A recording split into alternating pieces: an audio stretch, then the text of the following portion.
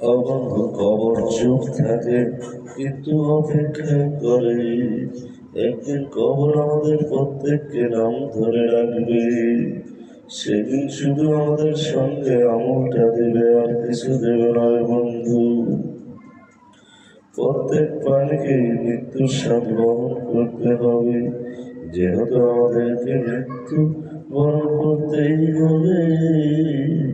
সুতরাং আগের থেকে মৃত্যুর জন্য প্রস্তুতি নিয়ে থাকলে বুঝতাম ও বন্ধু, কুল্লু নাফসে যায়িকাতুল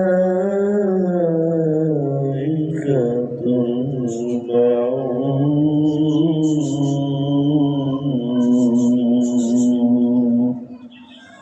প্রত্যেকটা প্রাণকে মৃত্যুর স্বাদ বহন করতে হবে।